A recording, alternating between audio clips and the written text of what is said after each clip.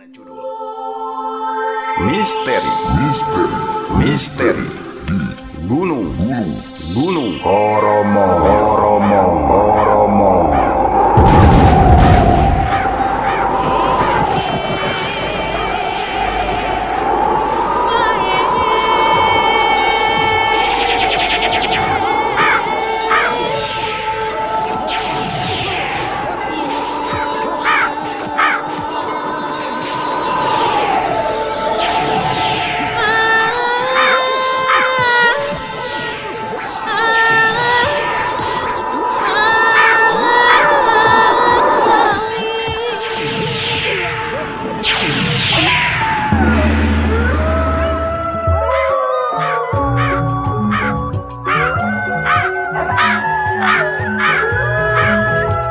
Misteri di Gunung Koromong.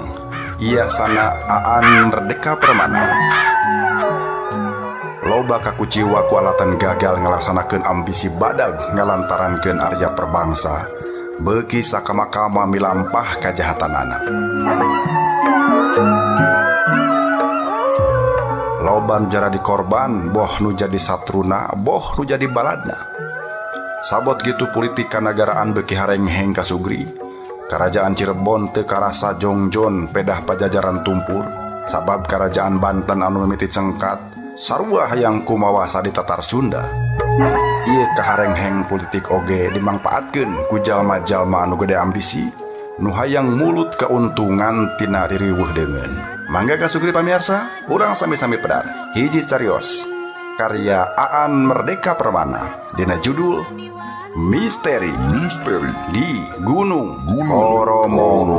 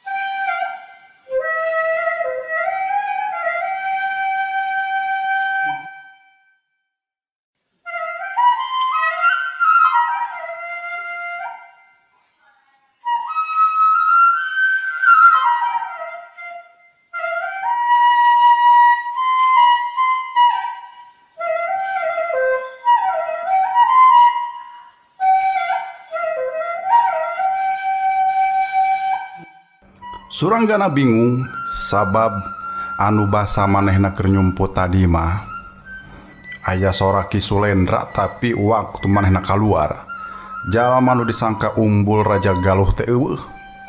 Lamun aya jalma nu keur ditalikung tapi Suranggana nyaho yen budak ngora anu keur ditalikung ku si Jurangrong mah pasti lain Ki Sulendra. Bireungeuh kejadian aneh sarupa kitu mah Suranggana teh leuwih ati-ati deui, sabab manehna yakin yen komplotan teh keur nyusun hiji reka perdaya anu acan kanyahoan naon maksudna. Sabot kitu ari santa mah gawena teh teterjelan we. Dina pakaianana aya urut getih, malah mah dampaleungeuna oge jiga aya tapak getih. Ieu tita tadi oge henteu leupas tina perhatian Suranggana.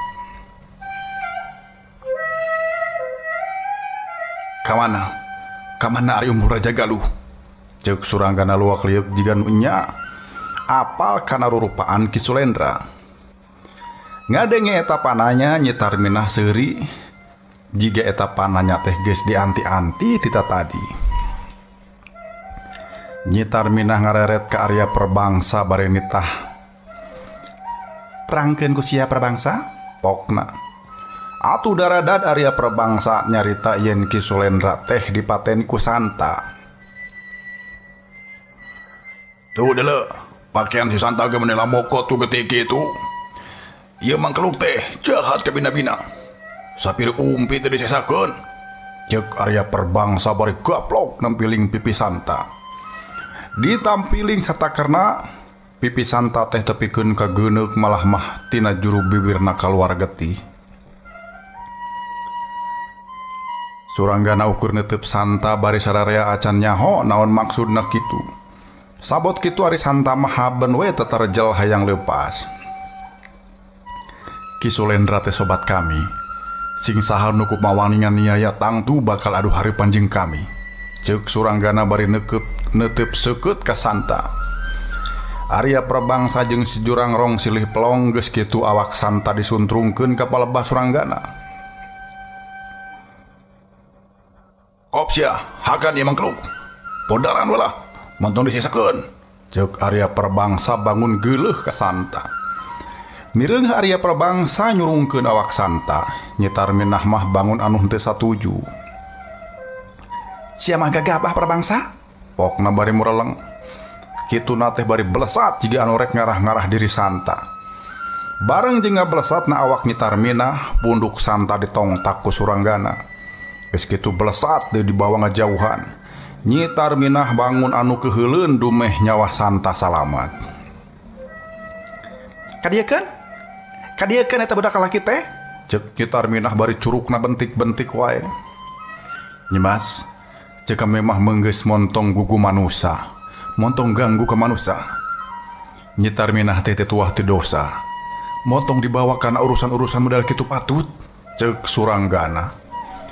Di omongan kitu awak nyitar minah mani ngedeg-deg jeung beungeutna pias. Nyao ambek nyao era dumeh asal usulna katohian. Kadiekeun eta budak lalaki? Sabab manehna teh geus maehan umur raja galuh sapiri umpi? Ceuk nyitar minah geus bentik-bentik deui wae curugna teh. Tapi Suranggana nembalanana beuki mata keuheul jeung matak era keur diri nyitar minah. Cicing Tarminah, sia ulah milu cacarita. Lain kabiasaan sia mitanah batur anu teu boga dosa mah. Aneh, sia make rejengan jeung si Prabangsa. Tarminah, coba pisahkeun jiwa sia jeung lembut nyimas layang kingkin. Sabab sia mah boga jiwa katut. Sabab sia mah boga jiwa anu kuat. Ceuk Suranggana. Ngadengnya ucapan Suranggana kitu, suku nyitar minah teh tetenjrag. Mireungeuh kitu Suranggana geus carita deui. Tahan eta suku ku sia Tarminah. Montong nurut kana kahayang nyimas layang kingkin. Pokna. Ngadengnya kitu nyitar minah geuwat nembalan. Ieu mah suku aing sia, anu tetenjrag tur lain dititah ku cona nyimas layang kingkin. Aing teh geuleuh ka sia. Geuleuh sia kurang ajar. Ceuk nyitar minah. Ayeuna giliran beungeut Suranggana anu nyiak beureum nyao ambek nyao era. Tapi sanajan kitu gancang Suranggana nyarita deui. Lamun nya eta sora sia sorangan, sok pertahankeun kemampuan sia. Sia montong daek dijadikeun boneka ku jirim sejen deuleu. Ceuk Suranggana. Eta patelak omong teh henteu kaburu rengse sabab bari satengah ngabongohan si Jurangrong geus ngayapak ngajleng ka luhur. Niatna eces hayang ngakalakeun awak Suranggana. Tapi gerakan si Jurangrong teh kareret ku juru panon Suranggana malah samemeh ngayonan si Jurangrong. Suranggana masih keneh aya waktu nyageurkeun Santa. Puhu ceuli Santa ditepak pon kitu deui tonggongna. Henteu kung silila awak Santa nguliar sakedeung dampal leungeunna oge dibatekan. Atuh urat getihna jalan deui sabihara-sabihari. Lamun sia hayang ngabalad ka aing, hayu bantuan aing ngalawan ieu Raja Wisuna. Ceuk Suranggana umajak ka Santa. Diajakan kitu Santa unggeuh bari seri bunga.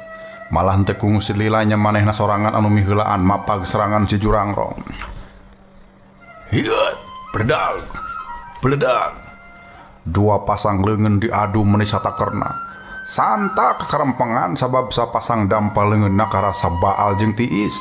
Tapi awak si Jurangrong mah malah ngajol ka tukang. Montong gegabah sia. Abong-abong boga tanaga gede sia teh. Ceuk Suranggana mureleng. Tapi Santa anu digeunggeureukkeun teh saeutik oge henteu ngarasa nyeri hate. Malah ayeuna mah make aya rasa agul dumeh dicarekan ku Suranggana kitu teh. Montong mapag tenggelan si Jurangrong. Mending oge kepuk pundukna. Ceuk Suranggana jiga anu mapagahan budak sina ngepuk beurit. Anu keur diomongan mah nyata si Jurangrong ukur ngagereng bakat ku ambak. Malah geus kitu mah manehna teh ngabalesat bari ngacorag gahareup. Santa mireungeuhna manis sumanget pisan. Jiga-jiga ieu bitota teh dianggap hiji kaulinan. Teuing meureun rumeh hatena keur gumbira alatan ayeuna dirina ku suranggana disambat. Nu matak waktu awak si Jurangrong ngablesat jiga anu ngalayang di luhur teh awak Santa oge geuwat ngajeleng ka luhur. Dua awak petepung di awang-awang. Si Jurangrong tapis ngehembatkeun leungeunna. Tapi Santa inget keneh kana papaga suranggana yen montong ngayonan tenggelan si Jurangrong ku takisan. Nu matak waktu pereup si Jurangrong nyolongkrong ka hareup awak Santa mangajumpalik ka luhur nyieun salto. Dina gerakan salto anu kadua, pas awak manehna aya di luhureun punduk si Jurangrong. Henteu anta parah seak, Santa ngahembatkeun pereupna nenggel pisan kana punduk si Jurangrong. Dihampol satakerna sarupa kitu atuh awak si Jurangrong teh jiga anu diteundeutkeun sakuatna. Balukarna awak si Jurangrong tibeubeut ari kana palupuh dorok-dok. Palupuh anu dijieun tina jati pilihan teh rungkat.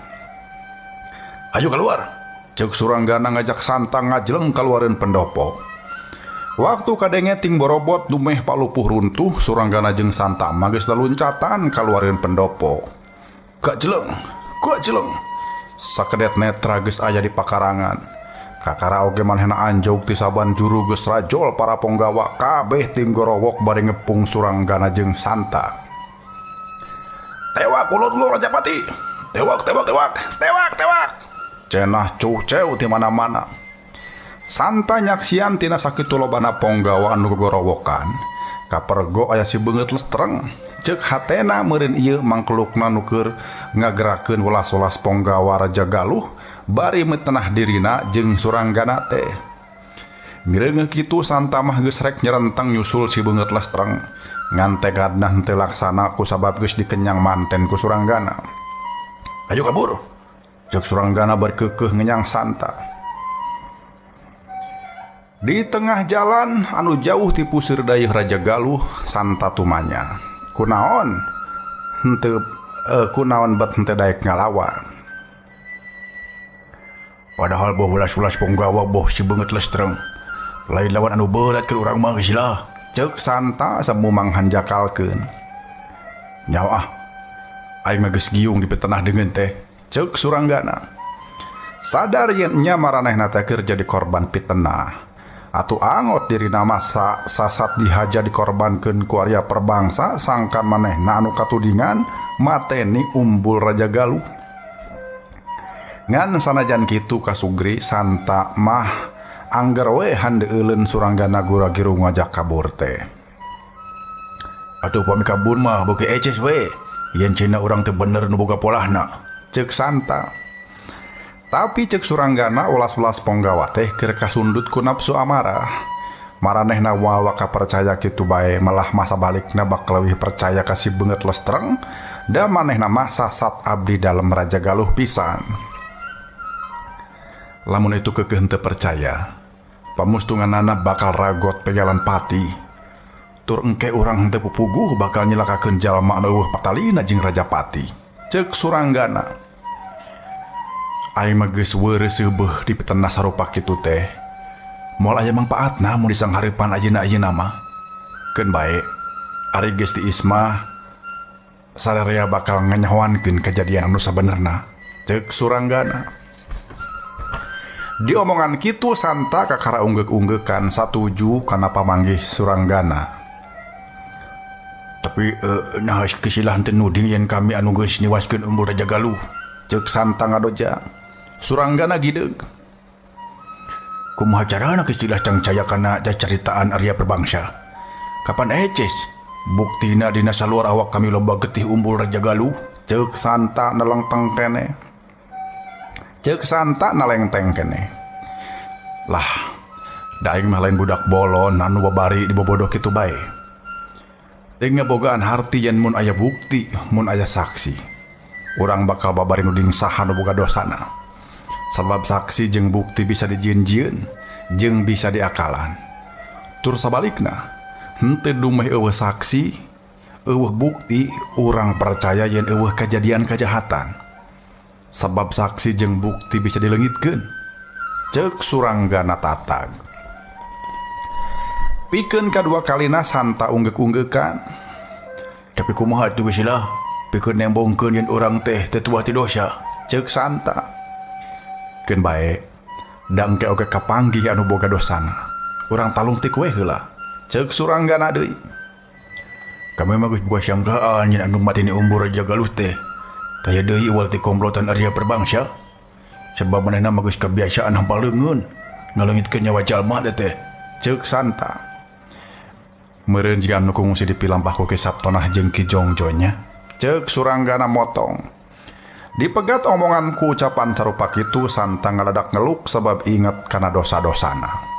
Duh hampura kami geus sila. Sebab harita teh eueuh pilihan pikeun wangkelang kana kahayang Arya Perbangsa. Ceuk Santa masih kena ngeluk tungkul. Nah atuh ayeuna sia make eling daek nyang haripan si Perbangsa. Ceuk Suranggana deui. Santa ukur bati rumenghap ditanya kitu teh.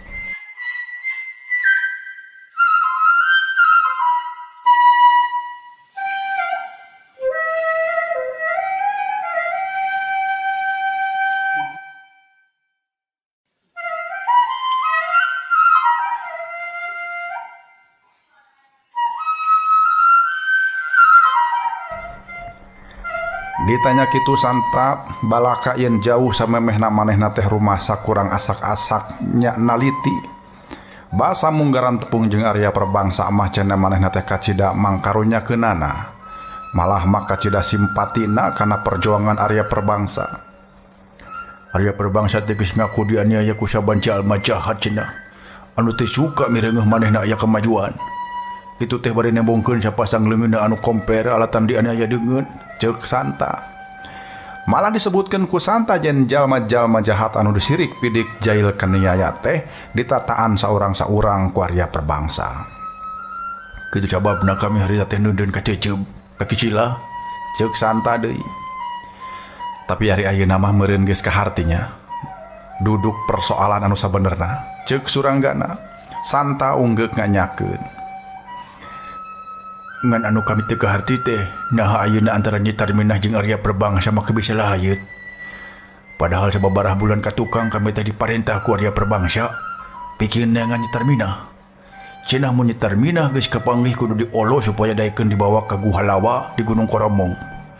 Ari panyana Nyi Tarminah teh dipateni di jero guha saperti anu kungsi dipilampah ka Ki Jongjo jeung Ki Saptonah. Tapi buktina mah geuning kalah kajadi babaladan ayeuna teh. Ceuk Santa bingung.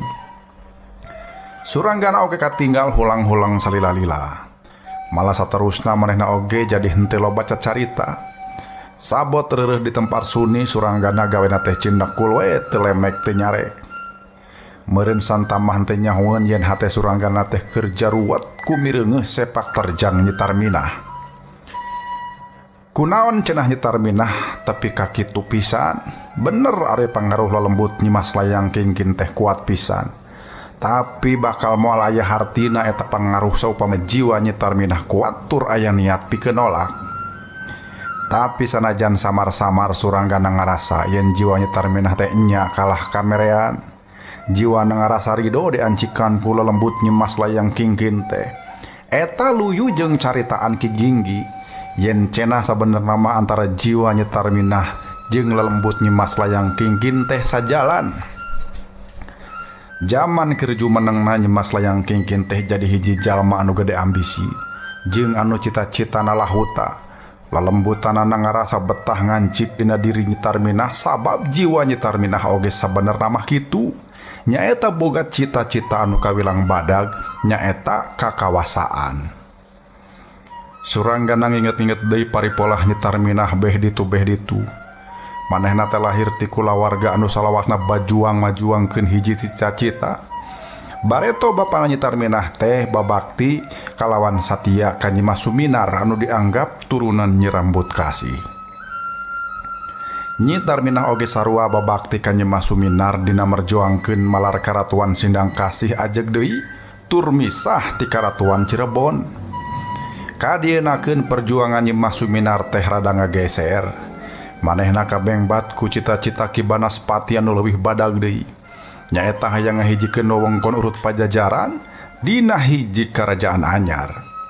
Ceuk Ki Banaspati mah kapan Banten, Sumedang, Larang, Cirebon teh baheulana kaereh ka Pajajaran.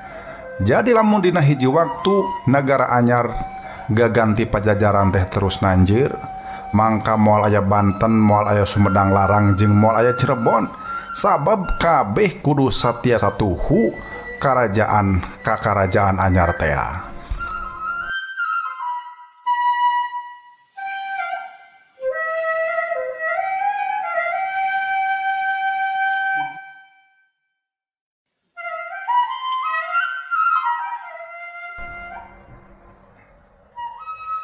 Nyimas Suminar kabongroy ku eta cita-cita ka Sugri.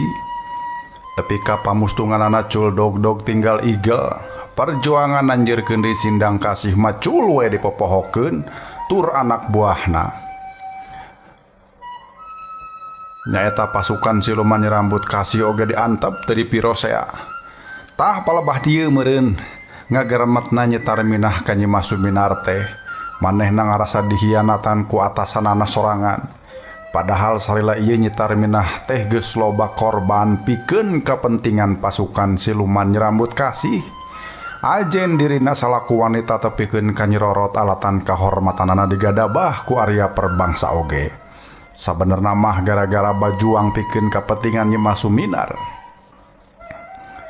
Ngarasa kagok geus loba pangorbanan antukna nyetar minah kolong ngarebut kapamimpinan dina pasukan siluman nyerambut kasih.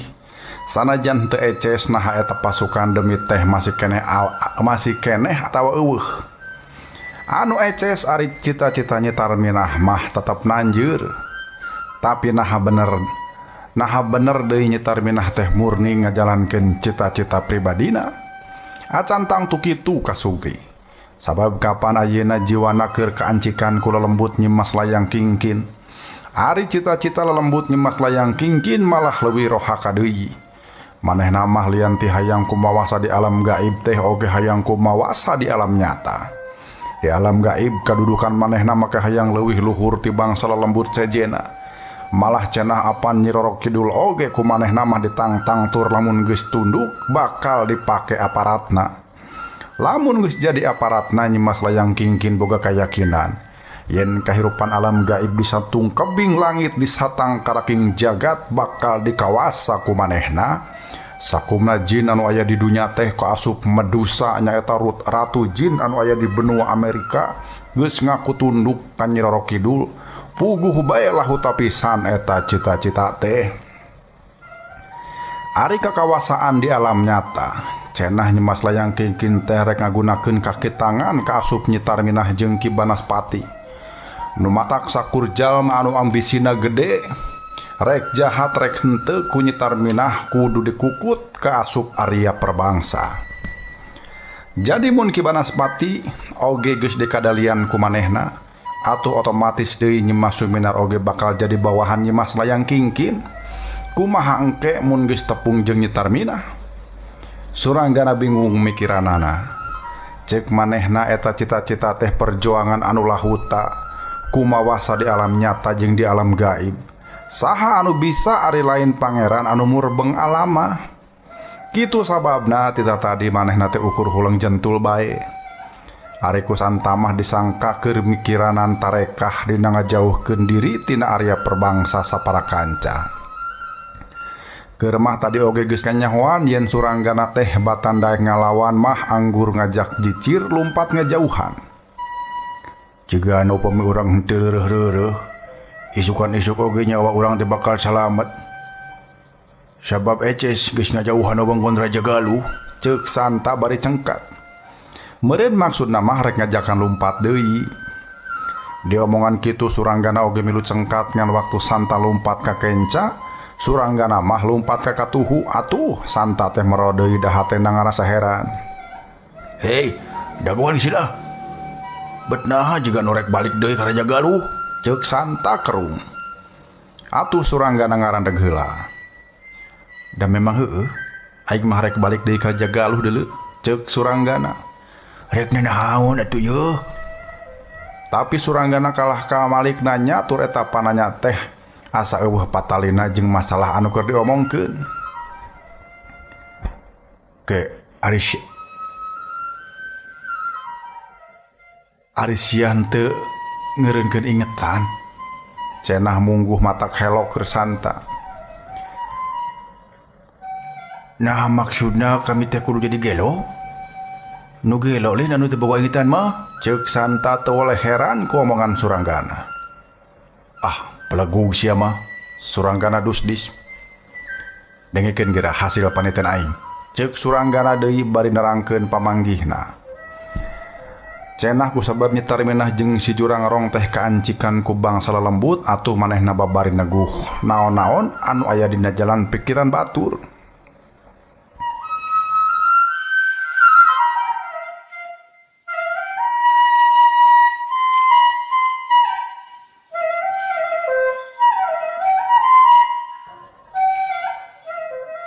Sok ku sia rasakeun atawa inget-inget. Dina hiji waktu kungsi ke alaman ku sia, yen saban hate sia keur noroweco saban jiga kadengieun ku batur. Contona ku si jurang rong atawa nyetar minah. Ceuk Suranggana. Santa nginget-nginget baheula, nginget-nginget heula sakedeung nya manehna ayeuna inget. Malah mah geus sababaraha kali kajadian yen musuh teh jiga anu bisa ngadenge kana gerentes hate manehna.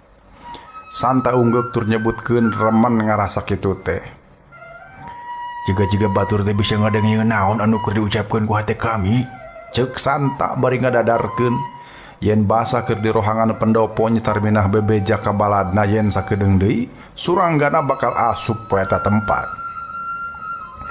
Ari pek teh nya we kejadian pisan. Ceuk Santa. Nya kusabab harita waktu nyumput bae kami noroweco bae keur mikiran kumaha carana ngajorag ka jero rohangan. Tembal Suranggana. Jadi kumaha atuh akalna? Ceuk Santa deui. Heueuh.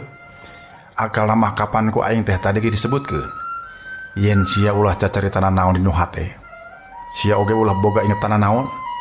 Eureunkeun hate jeung uteuk sabot urang nyelundup asup ka wewengkon pendopo Raja Galuh. Ceuk Suranggana. Santa ngahulang sakedeung geus kitu seuri nyekiki. Nah sia mah geus sagala. Ceuk Suranggana merong. Atuh da mustahil maka kudu bisa ngeureunkeun hati jeung pikiran. Kajaba ari keur hees meureun ngakara hate balem pikiran pireu. Ceuk Santa.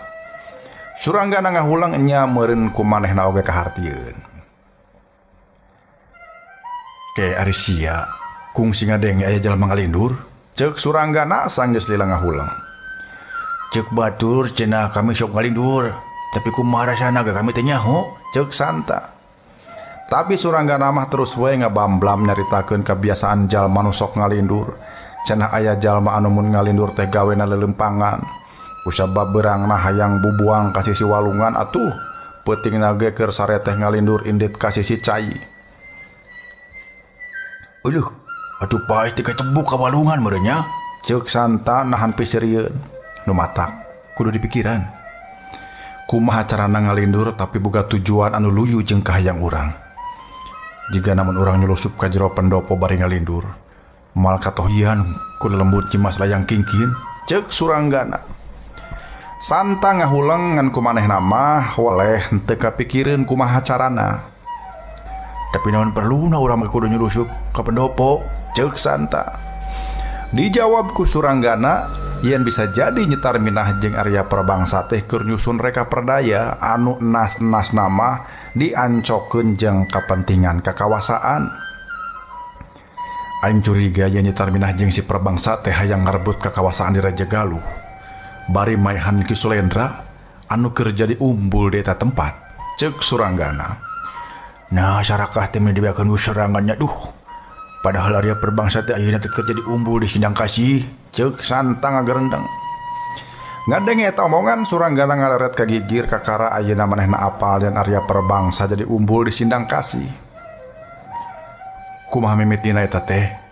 Heueuh eta jalma bisa jadi umbul. Nah dibeunum ku urang Cirebon kitu? Ceuk Suranggana kerung. Nya meureun ku jalan rebut we da ceuk beja umbul Sindang Kasih teh dipaehan cenah ku sabubuhan begal anu ngacorag ka puseur dayeuh.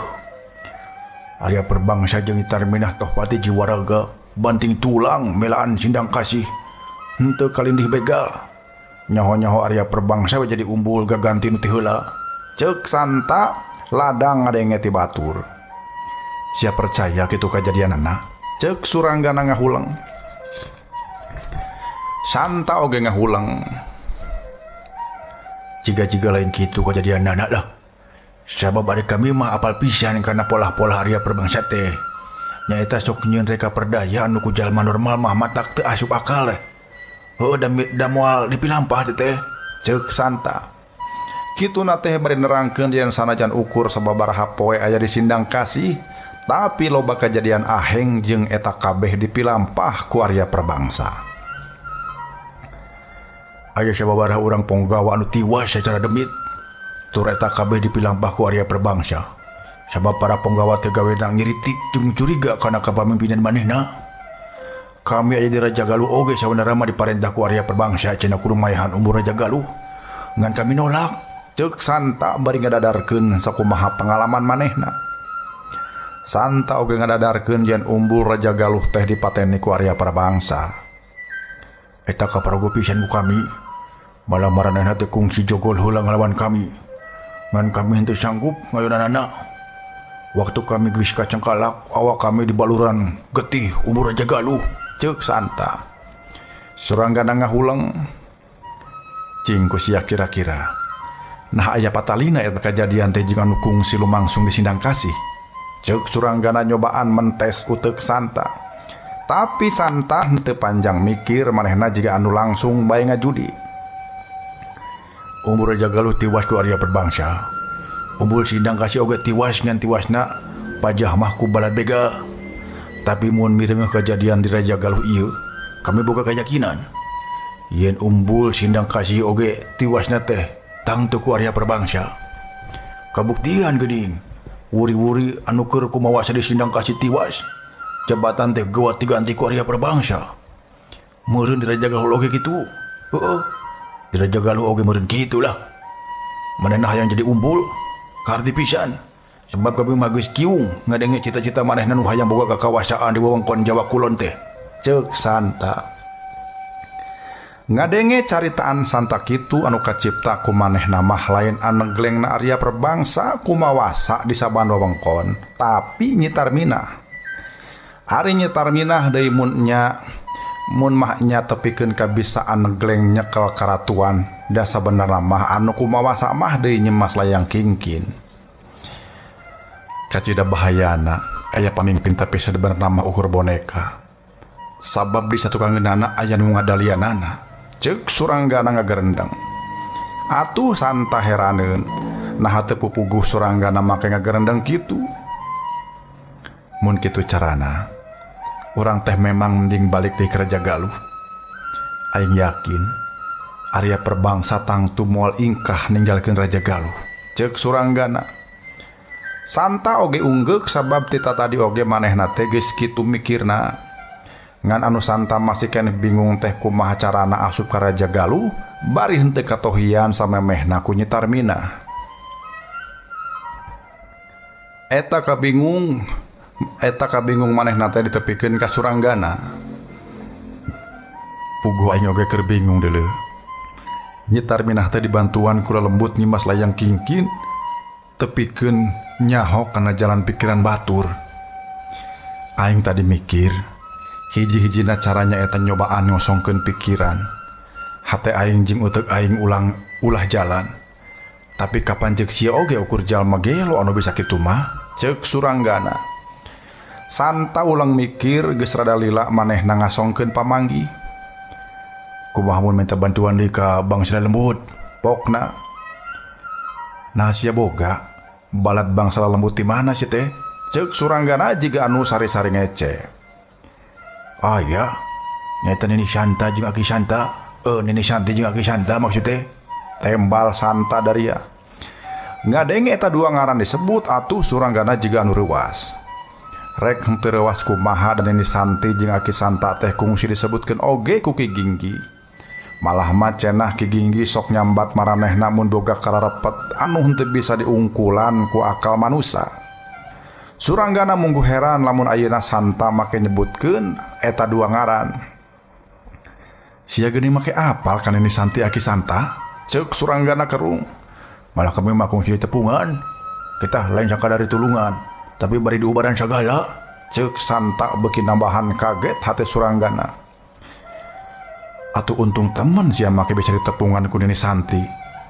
Da guru aing oge giginggi teu kungsi ditepungan ku jirimna. Are lain ku bantuan-bantuan nama.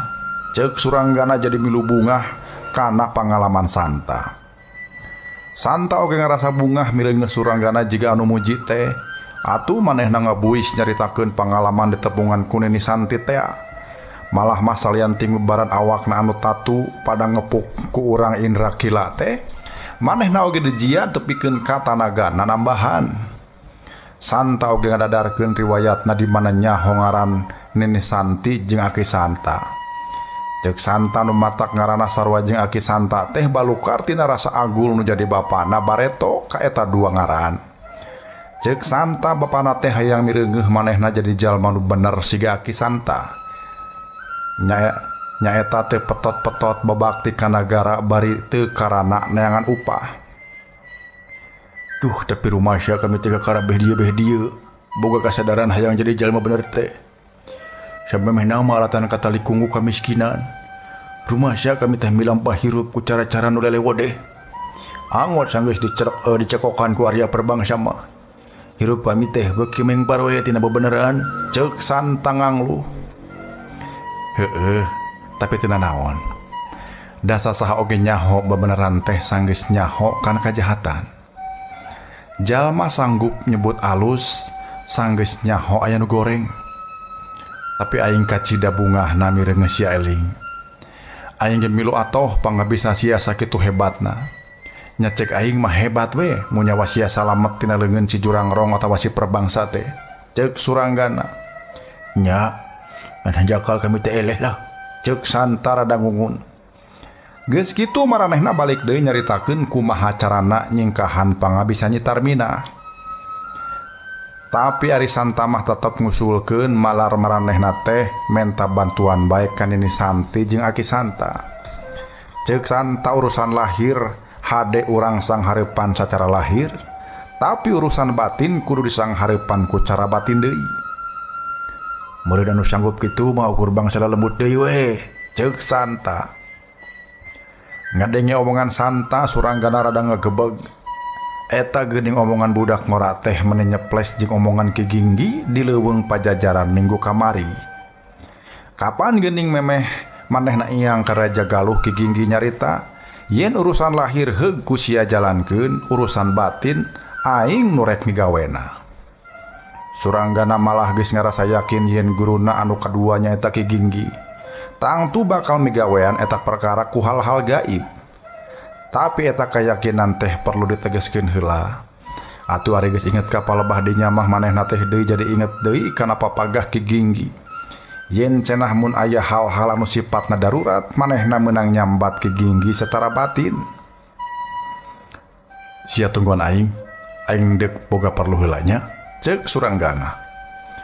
Mimitina Santa bingung naon maksud eta caritaan. Ngan sanggeus mireungeuh Suranggana sila mendeko bari leungeun sidakep museurkeun pikiran. Santa kakara nyaho. Nya Suranggana teh keur museurkeun ingetan. Manehna keur nyambat Ki Ginggi dina hatena kumacakeun jang jawokan anu kungsi di papagahan ku Ki Ginggi. Nini Santi Aki Santa pangmukakeun lawang kaweruh. Kaweruh kana kabeneran. Kaweruh kana kasucian. Nini Santa Aki Santi loba anu nuturkeun sia, nuturkeun tapak lacak bebeneran. Ki Ginggi terahing Pajajaran, nu teu unggut kalinduan ti gedag kaanginan, nu teu kagoda ku duru wiksa kajahatan. Hadirkeun Ki Ginggi, hadirkeun sang sinatria Pajajaran. Hadir, hadir, hadir.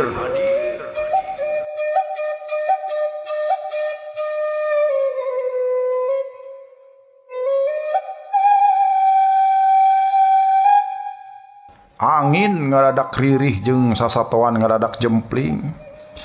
Teu cihcir-cihcir acan, teu jangkrik-jangkrik acan, suit uncuing ti kajauhan koreak nyao kamendi. Basa kaayaan geus sakitu tingtrimna blegbeg. Di haripeun Suranggana aya jirim. Jirim anu kacida ipisna da jiga kahalangan ku pepedut atawa jiga awak Ki Ginggi teh dijieun tina kaca da tetenjoan di satu kangen awakna jiga tembus. Tapi eces eta jirim Ki Ginggi malah supaya leuwih yakin deui sora Ki Ginggi oge kadenge.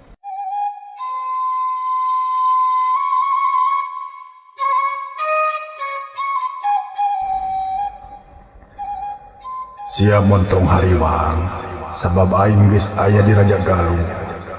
Atuh geuwat sia oge indit ka ditu.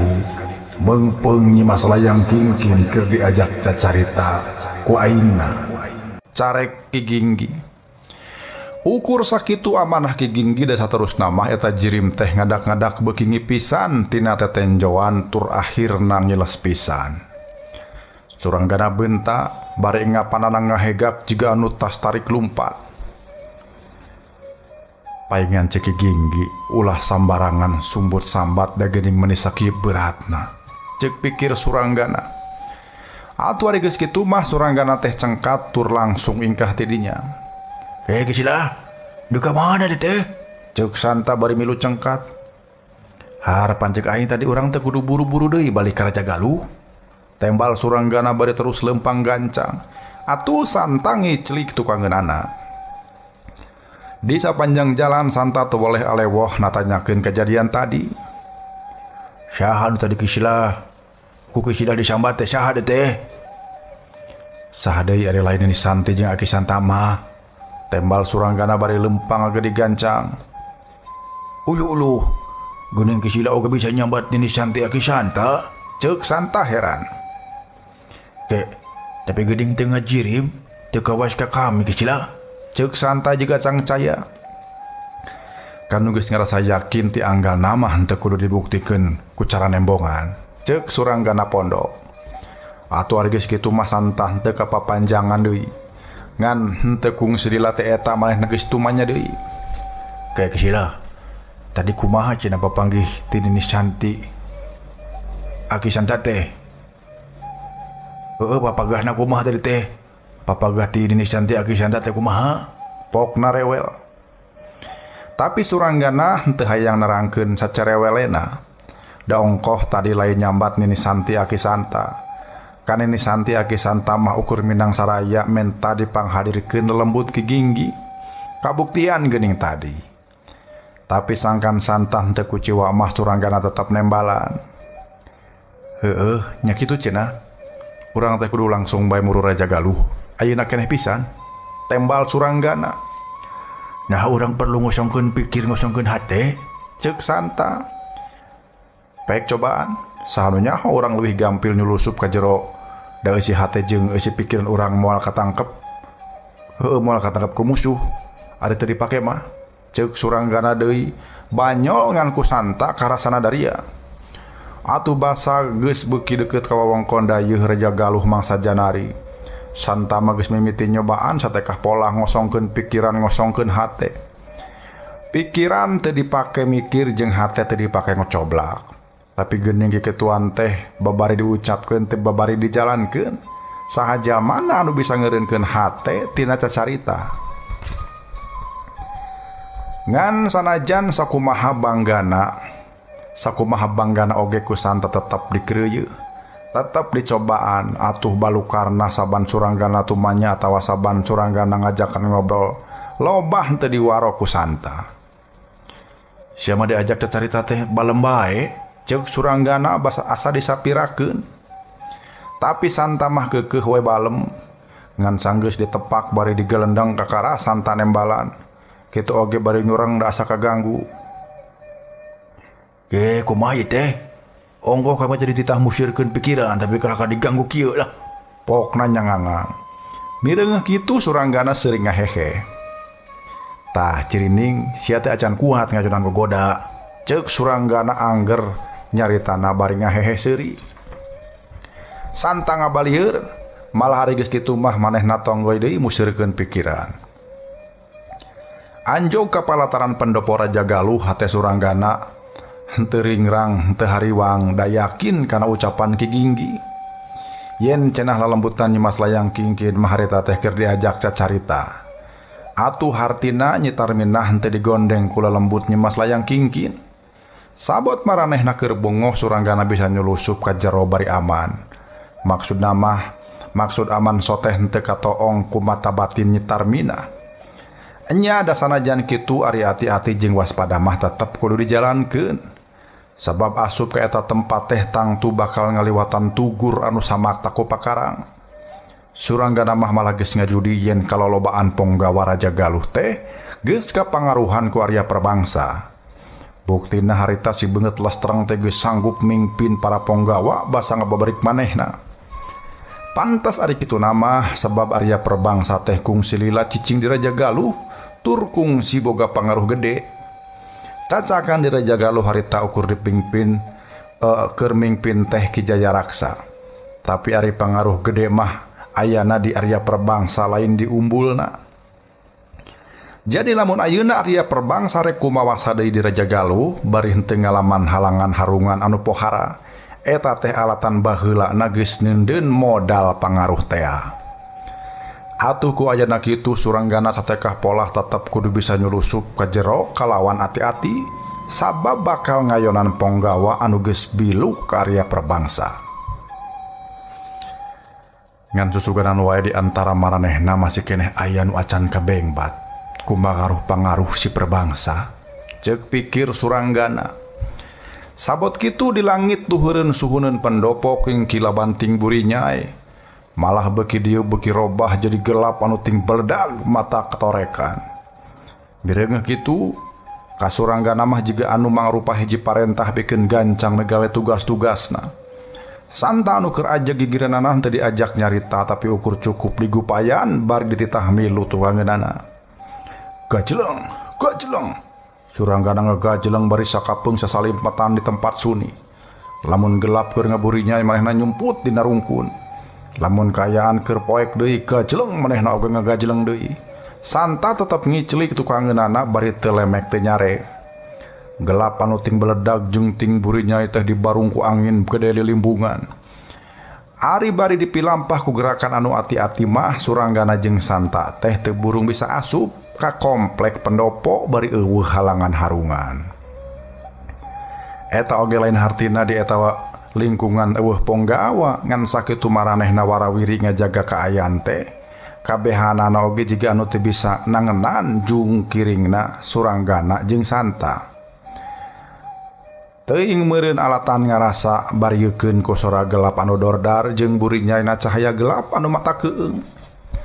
Gajeleng. Suranggana asup ka jero pendopo tetela di patengahan teh loba jalma karumpul.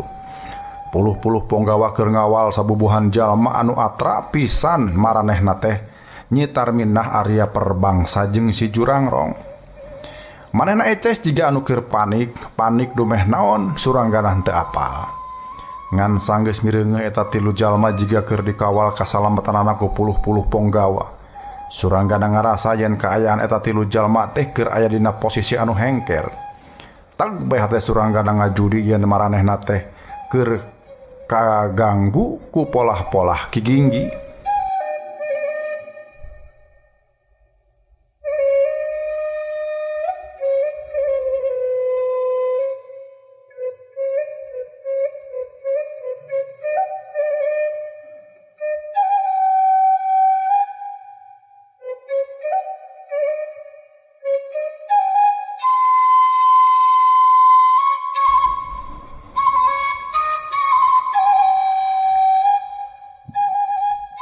Mireungeuh puluh-puluh ponggawa jiga anu toh pati jiwa raga ngajaga kasalametan Arya Prabangsa sapara kanca. Suranggana geuwat ngagorowok malah maranehna nyingkir. Ayeuna keneh ti dinya. Sia kabeh kudu nyingkir jeung ulah nyoba-nyoba melaan si Prabangsa. Dengekeun ku sadarea. Si Prabangsa teh karaman jahat. Anu salila ieu geus nyieun kakacauan di dunya. Ceuk Suranggana nulak cangkeng. Deengklokan ku Santa. Sia kabeh kudu nyaho ya. yen Arya Perbangsa teh geus mateni umbul sidang kasih. Geus kitu manehna geus nitah kami supaya mateni umur Raja Galuh. Ngan ku sabab kami nara eta pagawean dipilampah ku manehna. Geus kitu dipitenahkeun ka kami. Maksudna taya lian, iwal ti sangkaan manehna teh boga kakawasaan di mana-mana. Pokna mungguh mata kreuwas keur para ponggawa. Tapi omongan santa kitu teh geuwat dibantah ku beungeut ku si beungeut Lestreng. Ceuk manehna ulah kagoda ku omongan sasar ti jalma saliwat.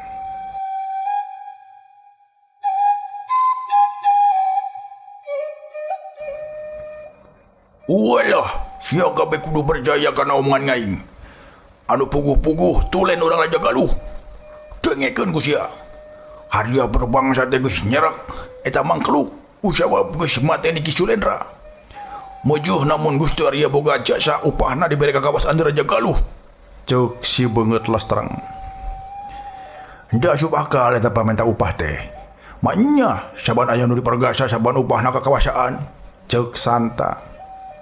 Dengekeun. Jeung sia kabeh ulah kabobodo. Lamun sia ngagugu kana kahayang Arya Perbangsa, tan wande bakal mawa cilaka.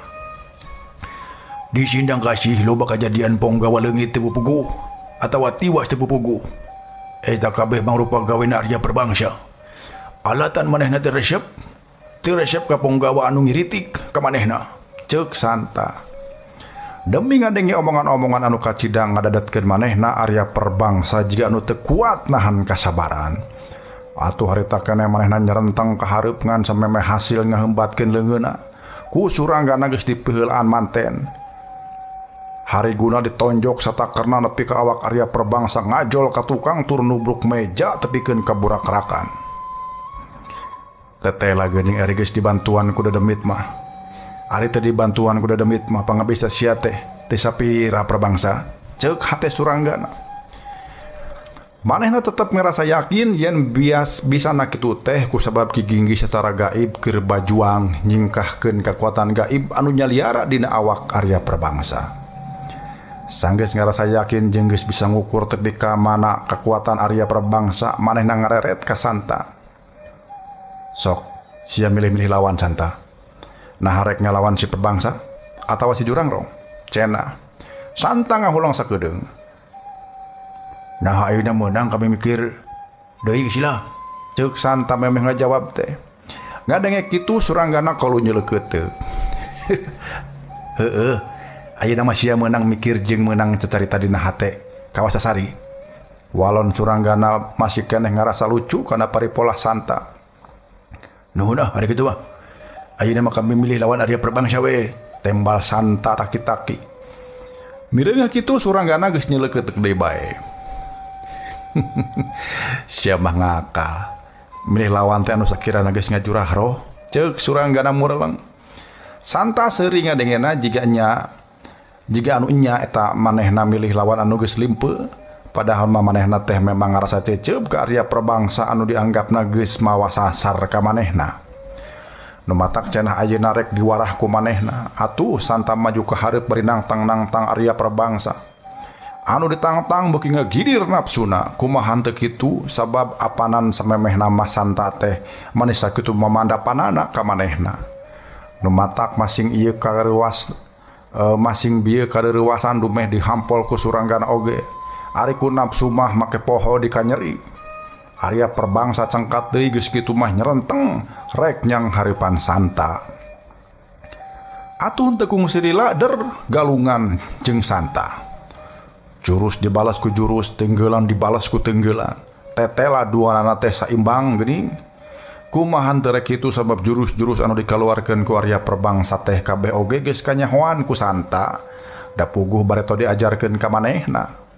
Atuh leuwih na ti kitu gerakan santa teh jauh leuwih sampurna batan gerakan anu dikaluarkeun ku Arya Perbangsa. Eta teh sabab santa jijiad heula ku Nini Santi. Ari Arya Perbangsa mah sabalikna pisan. Ngarasa yen cita-citana geus mimiti laksana manehna jadi kadalon-dalon, geus arang deui nyuprih ilmu. Mireungeuh santa bisa nyang hareupan Arya Perbangsa kalawan saimbang ayeuna giliran suranggana anu nangtang-nangtang si Jurangrong. Suranggana nyang hareupan Nyang harepanana bari tetap hati-hati sabab sanajan kumaha bae oge si jurang rong teh lain jalma jore-jore. Leungit sote pangaruh gaibna da ari pangabisa lahirna mah tetep aya. Sabab ceki Jongjo jeung Ki Sabtonah oge bareto samemeh kepangaruhan ku hal gaib. Si jurang rong teh ku guruna geus dilatih ilmu kadigjayan. Ngan sanggeus nu jadi guruna jadi sasar resep muhit nu demit, manehna oge jadi milu sasar tapi ka awakna kaancikan sabangsa jin jeung Durwiksa.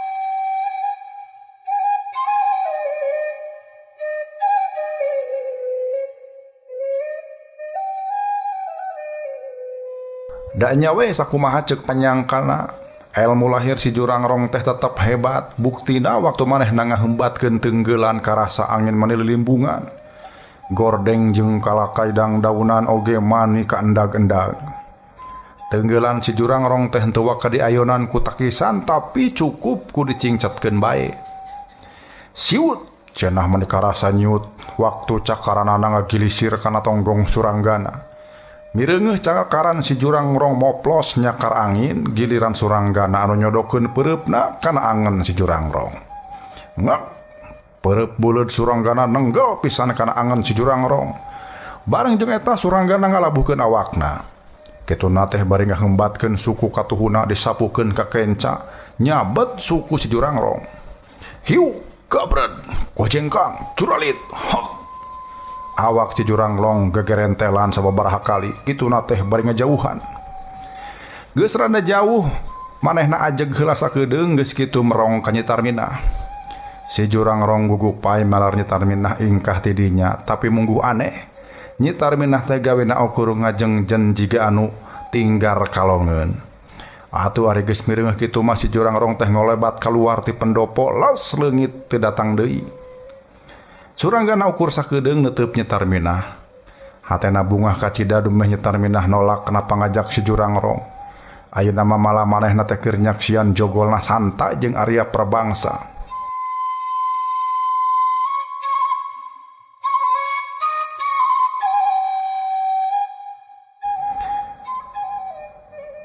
Tetela geuning Arya Prabangsa teh manggihan lawan tanding anu saimbang. Dua anana hese silih elehkeun eta teh ku sabab saban Arya Prabangsa ngulinkeun jurus. Saban babari katebak ku Santa pon kitu deui mun Santa anu giliran nyerang jurus-jurusna teh katohian manten ku Arya Prabangsa. Anu bisa ngabedakeun yen Arya Prabangsa rada kapepet teh alatan napas manehna geus mimiti ngos-ngosan. Sabalikna Ari Santa bubuhan budak ngora masih katara jag-jag belejag. Sia murtad sia Santa.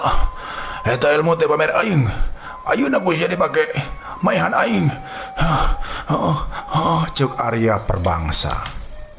Ngadenge omongan Arya Prabangsa sarupa kitu kana hate Santa karasa nyentug. Nya ayeuna kapikir ku manehna. Ku kumaha bae oge ilmu pangabisa manehna teh alatan jasa Arya Prabangsa. Sanajan ku kumaha bae oge Arya Prabangsa teh geus neudeun jasa ka manehna. Ti kikirik tepi ka jadi anjing sasat Arya Prabangsa anu ngurusna. Ari ayeuna aing koluduk maehan ku ilmu pamere manehna pisan, ceuk pikir Santa. Sabot mikir kitu panarajang manehna teh jadi rada kendor, atuh sabatae Arya Prabangsa boga lolongkrang. Jang ningkatkeun serangan. Malah madina hiji kesempatan peureupna teh norobos pisan anu asup kana hulu angen Santa. Seak cekok. Awak Santa ngajol ka tukang. Geus jujuralitan sababaraha kali Santa ongkek bari-bari jilan getih. Mireungeuh kitu suranggana ngarasa salempang manehna bisa ngajudi naon pangna serangan Santa ngaradak kendor tur ngabalukarkeun ka beunangan. Budak bodo. Mun sia masih keneh deuk ngalawan si Prabangsa. Sok ecakeun jurus-jurus pameret si Prabangsa. Lawan si Prabangsa bade teu ngagunakeun ilmu pameret ti manehna. Ceuk suranggana ngahatean. Santa unggek kituna teh maksakeun nangtung bari rada rumanggieung.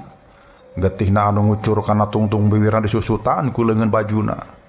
Hate suranggana muji kana kakayang Santa da ceuk pikirna lamun eta jajaka kumeok meureun bakal boboleh serah bongkokan ka urut dununganana.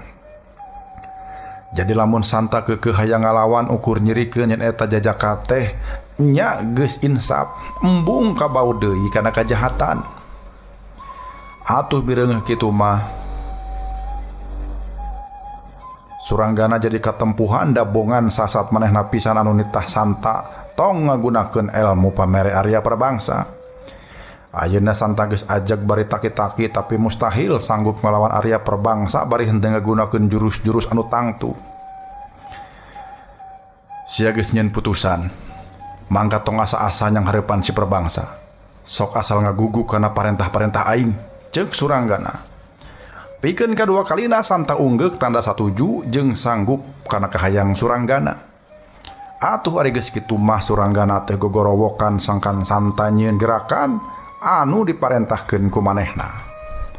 Ceuk pikir Suranggana santa tangtu bakal bisa sabab sabodo-bodona eta budak ngora dasar-dasar gerakan ijen mah da geus apaleun. Atuh angot ieu sumber tanagana geus dipeuseuh ku Nini Santi. Nu matak basa Arya Prabangsa nyebrut rek ngakalakeun awak santa Suranggana geuwat nyerowok. "Jegangkeun suku sia dodana. Jegangkeun." Cenah atuh santa geuwat ngaguguk kana eta parentah. Sapasang sukuna ngajegang jadi nyieun kuda-kuda anu kacidawat tohagana. Waktu pereup Arya Prabangsa nyodok deui ka palebah irung santa Suranggana ngagorowok deui. "Geuwat akis ku leungeun kenca. Doyongkeun awak bari leungeun ka tuhu nyodok kana angan. Hiya! Alus." Suranggana akei-akeyan mireungeuh awak Arya Prabangsa ngajol ka luhur sabab palangkakanana disepak satakerna ku suku katuhu santa. "Sia licik santa," ceuk Arya Prabangsa ngagorowok bari gogorentelan nahan ka nyeri. "Aduh, licik sia santa." Suranggana mau kuingah kai seuri. Kumahan teu rek seuri sabab waktu ku Suranggana diparentahkeun nyodok angan Arya Prabangsa anu rek diserang teh kacida ka pangaruhanana ku parentah-parentah Suranggana. Atuh kusabab kitu Arya Prabangsa geuwat mindingan angeunna ku sapasang leungeun. Bereungeun Arya Prabangsa tapis mindingan angeun teh kana hate uteuk santa jadi timbul pikiran anyar. Bereungeun gerakan leungeun Arya Prabangsa mindingan angeun katara aya bagian anu kosong. Jadi waktu awak santa doyong ngalagedai ka tukang teh bari ngabetrikeun suku katuhuna kana palebah palangkakan Arya Prabangsa. Santa henteu nuturkeun parentah Suranggana sagemblengna tepikeun ka Arya Prabangsa dituding. Tepikeun ka ku Arya Prabangsa mah dituding licik.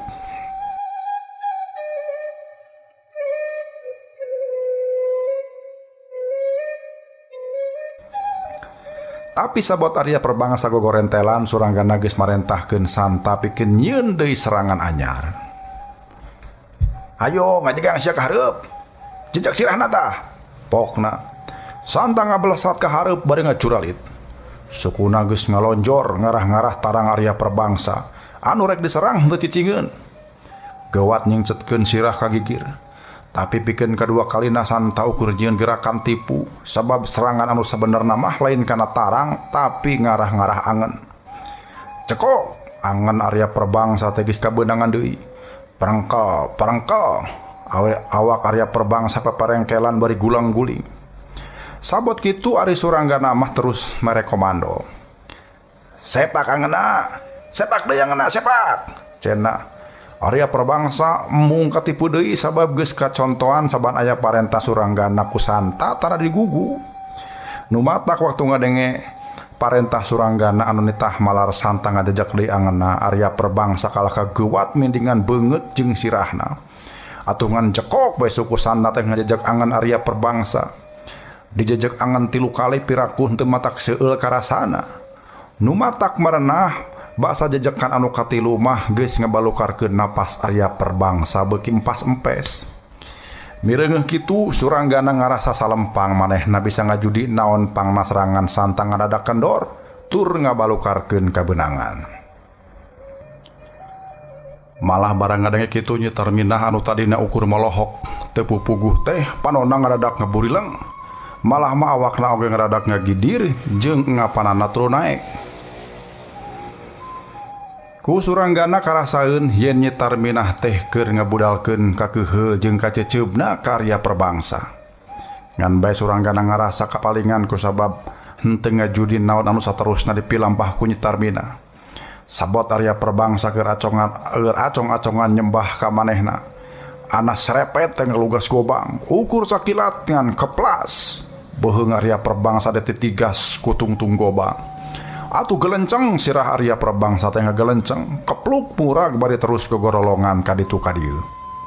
Sadarea ukur ngabige bari molotot mata buncelik. Sadarea henteu wasa nyegah eta kajadian anu ukur sakolepat.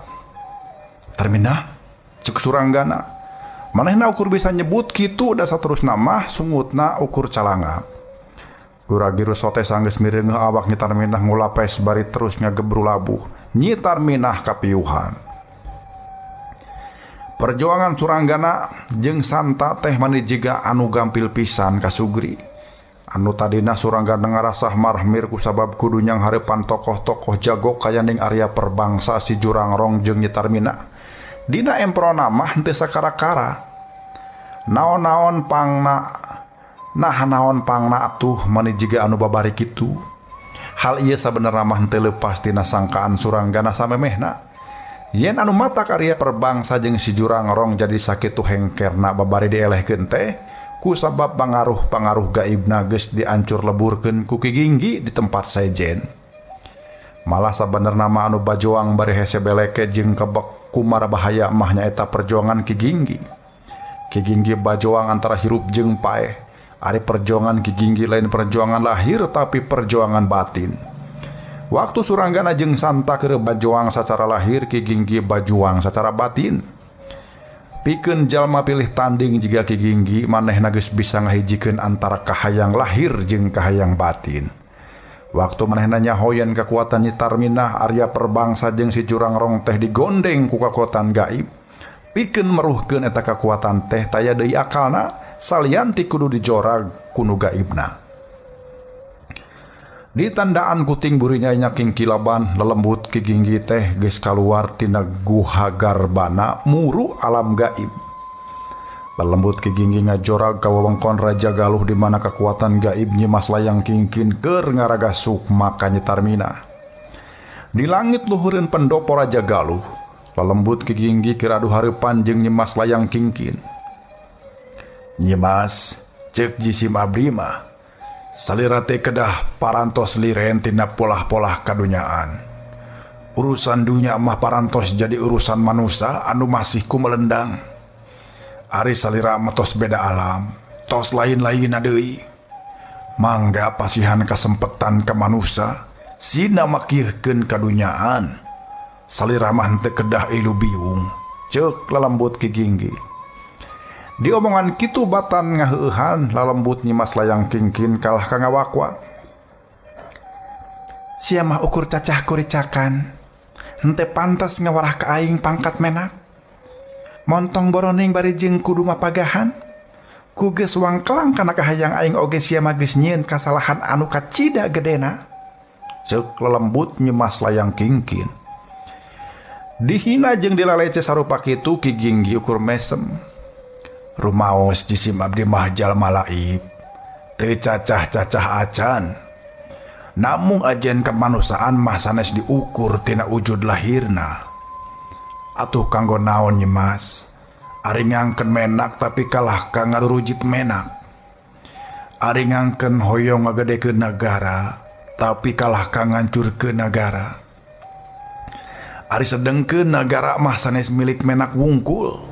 Da anu ngabangun negara sareng anu langkung gede pangorbananana, dina ngabangun negara mah malah rahayat kuricakan. Pangorbananana, pangageungna namung upahna pangsakedikna. Kalah-kalah rahayat kuricakan, kalan-kalan rahayat kuricakan mah teu kaagehanan naon pisan. Tembal Ki Ginggi leuwih peureus jeung leuwih nyeletit. Ngabandungan ucapan-ucapan Ki Ginggi sarupa kitu atuh lelembut Nyi Mas Layang Kingkin teh beuki sewot bae tepikeun ka ngancam-ngancam sagala rupa. Sia dipadaran ku aing sia Ginggi, ceuk Nyi Mas Layang Kingkin. Moal tiasa margi salira mah teu gaduh kakiatan ijen. Kapan kapungkur oge waktu salira jumeneng di dunya. Katiasa salira mah ukur bentik curug balas nunjuk capetang balas miwarang. Anu tandon tanaga, anu tandon kemampuan mah ukur jalma-jalma sapertos jisim abdi kieu nun. Ceuk ginggi. Rumah sa aing geus teu boga kamampu ijen atawa kaparegelan sejena. Tapi aing boga balad. Keur di dunya boga ponggawa rebu-rebu. Atuh angot geus di alam gaib kieu, boga balad juta-juta makhluk gaib. Jin setan siluman-silman, katut ribuan iblis geus aya di satu kangen aing. Ceuk nyemas layang kingkin. Waktosna seep kasuge pamirsa, urang cekapkeun dugi kadieu heulanya, urang tunda di hanjuang siang geusan alaeun, poe isuk urang samper deui. Mudah-mudahan Allah Subhanahu wa taala maparinan kasehatan tur maparinan yuswa anu panjang ka urang sadaya supados tiasa sasarengan medar tur ngabandungan ieu dongeng. Hatur nuhun wilujeng kantun permios.